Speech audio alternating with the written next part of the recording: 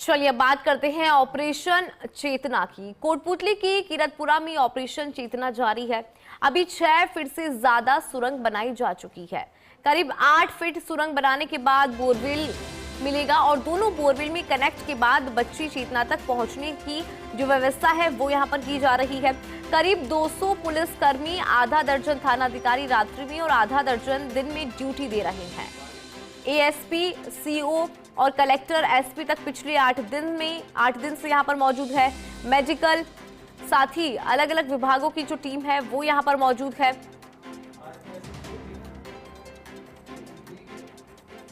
तो ये बड़ी जानकारी आपको दे रहे हैं कि किस तरह से यहां पे जो लगातार रेस्क्यू ऑपरेशन है वो चल रहा है।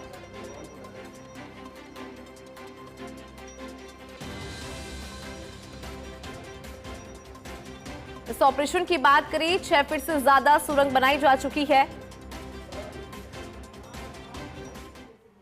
और उस सुरंग बनाने के दौरान जैसा कि आपको देखा है कि पूरा सॉलिड रॉक है और सॉलिड रॉक को जो है हॉरिजॉन्टली मैनुअली काटा जा रहा है और उसके लिए बहुत सारी दिक्कत हो रही है। एक्चुअल में इतना हार्ड स्टोन होने की वजह से और हॉरिजॉन्टल अप्रोच करने की वजह से वो हम 3 रेस्क्यूअर उसमें जो है लगातार जो है काम करवा रहे हैं।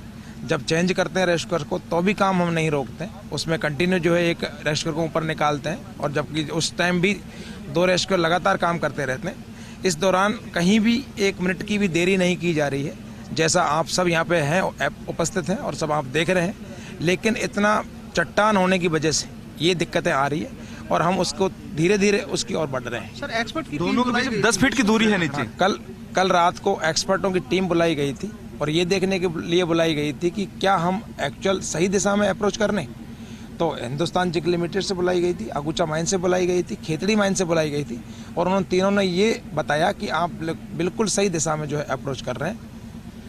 दोनों जो बोरवेल है उनमें आपस में दूरी नीचे 10 फीट है करीब। मतलब कितनी लंबाई तक है वो टनल की खुदाई होती है? टनल की खुदाई जो है लगभग 8-9 फीट होनी है और उसको हम जो है 6 फीट जो है लगभग क्रॉस कर चुके हैं। मिलान क्यों नहीं हो पा रहा सर? ये एक बड़ा सवाल आ रहा है कि ये जो आपस की जो टनल खुदाई रही है, बताया जा रहा है कि बोरवेल का लेकर और ये दोनों जो गड्ढा की इसकी मिलान नहीं हो पा रही सर। नहीं, एक्चुअल में दूरी जो ली गई थी, एक्चुअल में क्या होता है कि बोरवेल के नज़दीक हम 4 फीट दूर भी ले सकते थे पाइलिंग मशीन की, लेकिन इसमें लाइव विक्टिम है और ऊपर की मिट्टी जो सॉइल है वो बिल्कुल ल्यूज है। जब पाइलिंग मशीन की खुदाई कर गई थी तो एक्चुअल में लाइनर डाला गया था, जैसा आपने देखा होगा। जहाँ सॉलिड मिट्टी होती है ऊपर वहाँ लाइनर नहीं डालते हैं। इसमें लगभग 25 फीट से 30 फीट तक के बीच में लाइनर डाला गया है, इसलिए कि उस मिट्टी ढहने वाली मिट्टी को रोक सके। इसमें स्टार्टिंग में बिल्कुल लूज मिट्टी है, बीच में बजरी है और नीचे सॉलिड स्टोन है। 150 फीट से नीचे आगे जो है लगभग 500-700 फीट तक चट्टान है, तो इसलिए लाइनर डाला गया। अब हम रिस्क नहीं ले सकते थे कि हम 4 फीट दूर इसको खोदें, इसलिए हमने इसको 8 फीट दूर लिया गया कि हो सकता है हम हॉरिजॉन्टल अप्रोच तो कर लेंगे यदि हमारा जो बच्चा है, विक्टिम जो फंसा हुआ है चेतना, वो उसको कोई नुकसान ना हो, इसलिए 8 फीट दूर लिया गया। अब 8 फीट दूर के बाद उसको जो है अप्रोच की जा रही है, लेकिन अनलकीली जो है उसमें इतना सॉलिड पत्थर आ गया कि उसकी कटाई जो है लगातार कर रहे हैं, फिर भी बट 1-1 इंच करके आगे बढ़ रहे हैं। सर, अभी जो स्टोन है वो क्या उसी तरीके से जो बिल्कुल हम एक्चुअल में एक ही हाइट पे, एक ही डेप्थ पे आगे बढ़ रहे हैं। यदि पैरेलल डिगिंग कर रहे होते, ऊपर से नीचे की तरफ जा रहे होते तो सॉइल का जो है चेंज होता रहता डेप्थ, और उसके हिसाब से कहीं सॉलिड होता, कहीं लूज होता, कहीं सैंडी होता। लेकिन ऐसा नहीं है, हम जिस जगह चल रहे हैं वो कंटिन्यू सेम पत्थर है और लगातार जो है सॉलिड स्टोन पे जो है आगे बढ़ रहे हैं। सर, रात को कोई सेंसर ऐसा लगा है इसमें पता लग रहा हो कि कितनी दूरी और बोरवेल रह गया कि आज रेस्क्यू कर लिया जाएगा? एक्चुअल में दूरी जो है वो टोटल लगभग 8 फीट है और हम लगभग 6 फीट पहुंच चुके हैं। बीच में बात आई थी कि नीचे जो बोरवेल है उनमें थोड़ी दूरी बढ़ जाती है। जब पत्थर होता है, खुदाई जो करते हैं, तो हो सकता है कि हल्का सा लेफ्ट या राइट बोरवेल चली जाए। उसी मकसद से, उसी चीज़ को देखने के लिए जो है ये विशेषज्ञ बुलाए गए थे अलग अलग खदानों से जो रात दिन काम करते हैं, लेकिन उन्होंने बताया है कि लगभग जो है उसी डायरेक्शन में आप चल रहे हैं। हल्का फुल्का जो है डिफरेंस होगा यदि होगा तो। अभी तक क्या उम्मीद अपन मान रहे हैं कि कब तक की संभावना है आज की? कल आज उम्मीद करते हैं कि हम जो है आज रात को इसको निकाल पाए। अभी कोई मूवमेंट बच्ची का या प्रशासनिक तौर पे आप क्योंकि देख रहे हैं इसको? नहीं, बच्ची का मूवमेंट तो नजर नहीं आ रहा है। बाकी जो है बाहर निकलने के बाद जो है मेडिकल ऑफिसर, डॉक्टर वगैरह उनकी टीम बता पाएगी। ऑक्सीजन लगातार जा रही है। फीड नहीं दे पाते अपन अभी उनको? नहीं, फ्लूइड नहीं दे सकते।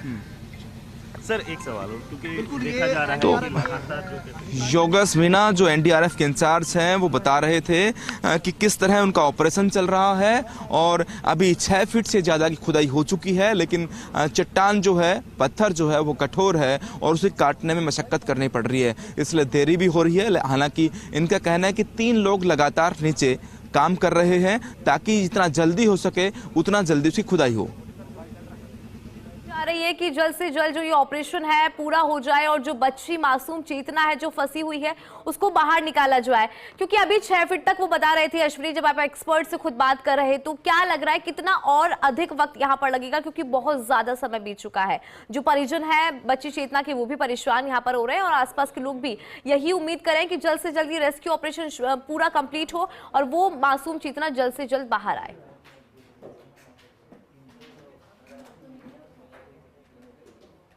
देखिए, जिस तरह योगेश मीना कह रहे हैं कि जब उनसे पूछा कि क्या उम्मीद लगती है आपको कि आज करेंगे, कब तक ये संभावना बनती है, तो आज रात की संभावना बता रहे हैं कि आज रात को ये संभव है कि वो बच्ची तक पहुंच पाए, उसे रेस्क्यू कर पाए। बच्ची तक कोई फीड नहीं पहुंचा पा रहे हैं और ऑक्सीजन लगातार दे रहे हैं, लेकिन कोई मूवमेंट की बात इन्होंने भी स्वीकारी है, कोई मूवमेंट नहीं है या कोई मूवमेंट ये नहीं देख पा रहे हैं अभी तक। लेकिन ये उम्मीद है कि आज रात तक ये इस खुदाई को पूरा कर लेंगे। जैसे ही बोरवेल जिस बोरवेल में बच्ची फंसी है उस बोरवेल तक पहुंचेंगे तो उसके बाद बच्चे को रेस्क्यू करेंगे। अभी ये बिल्कुल बराबर, ना तो उसमें रैंप बना रहे हैं, बिल्कुल बराबर हॉरिजॉन्टल लाइन जिस तरह होती है उस तरह खुदाई कर रहे हैं। जैसे वो बोरवेल आएगा दूसरा वाला और बच्ची जहां तक है अभी जो मानकर चल रहे हैं कि जहां ये खुदाई कर रही है बच्ची उससे ऊपर फंसी हुई है, तो नीचे पहुंचने के बाद बच्ची को जिसमें अभी अटकाया हुआ है जे हुक वो लगाया गया है, नीचे उतारने की कोशिश करेंगे और इस वाले जो नया वाला बोरवेल जो उन्होंने बनाया, सुरंग जो बनाएंगे, इससे बाहर निकाल लेंगे। बिल्कुल कुछ इस तरह से पूरा प्रोसेस जो है वो यहाँ पर निभाया जा रहा है। अगर बात करें अश्विनी, चूंकि आप भी बोल रहे हैं कि टीम भी एक्सेप्ट कर रही है कि बच्ची का मूवमेंट यहाँ पे नजर नहीं आ रहा है, लेकिन सभी ये दुआ कर रही हैं कि बच्ची सेफ होगी, सुरक्षित होगी और जल्द ही उसे वापस बाहर निकाल लिया जाएगा। लास्ट मूवमेंट की बात करें, बच्ची का लास्ट मूवमेंट कब रिकॉर्ड किया गया था?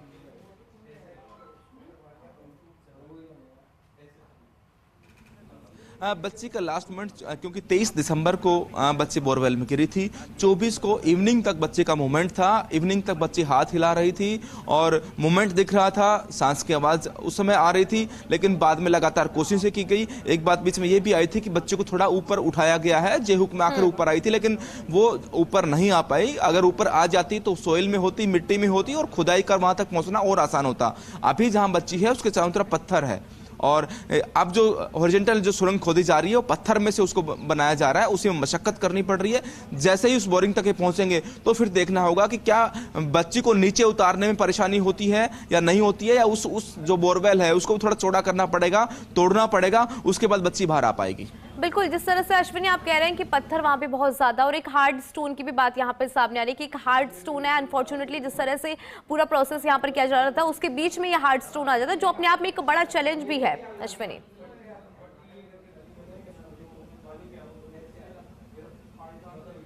बिल्कुल सबसे बड़ा चैलेंज अभी टीम के लिए ही है और जिस तरह टीम के लोग कह रहे हैं, जिससे काम शुरू किया तब से कह रहे हैं कि एक जो काम करते हैं उस काम में उन्हें परेशानी आती ही आती है कि ये पहला ऐसा ऑपरेशन है जिसमें कई बार ये उम्मीद की जाती है ऑपरेशन के दौरान कि अब शायद संभव है कि उन्हें थोड़ा सॉफ्ट पत्थर मिल जाए, सोइल मिल जाए ताकि आसानी हो, या कोई काम कर रहे हैं तो उसमें कोई हेल्प हो जाए।